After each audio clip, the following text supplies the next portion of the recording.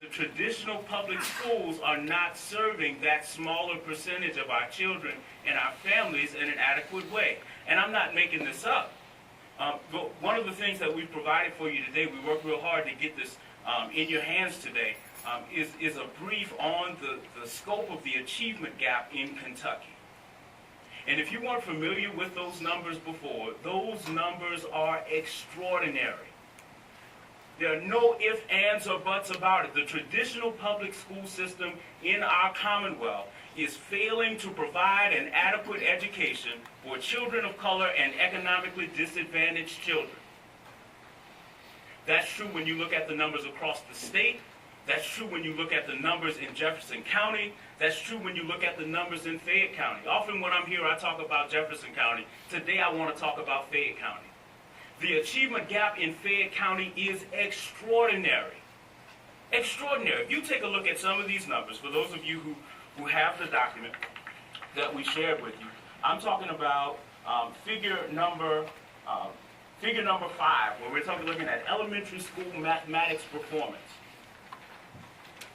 Elementary school mathematics performance. In 2012-2013, 61.1% of white children in Fayette County scored at the proficient or distinguished level on the K-Prep assessment.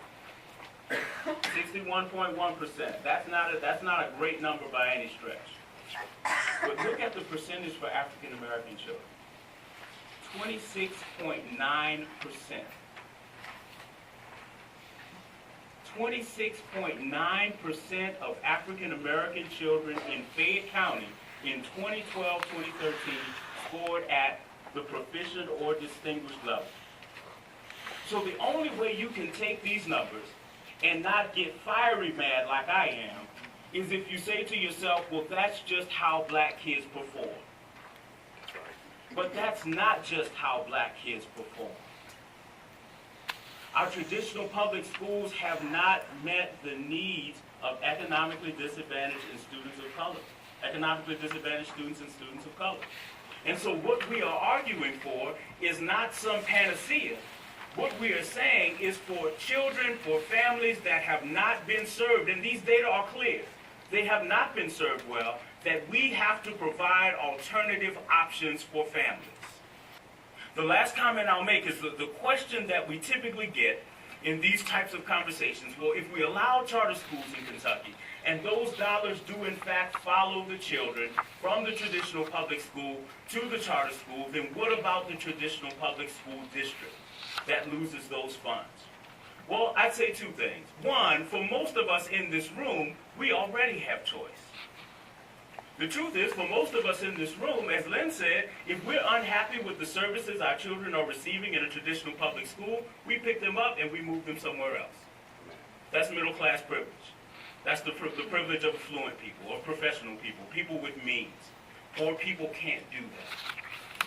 The second thing that I would say, in terms of that question, what happens to the traditional public schools, is I think it's the wrong question.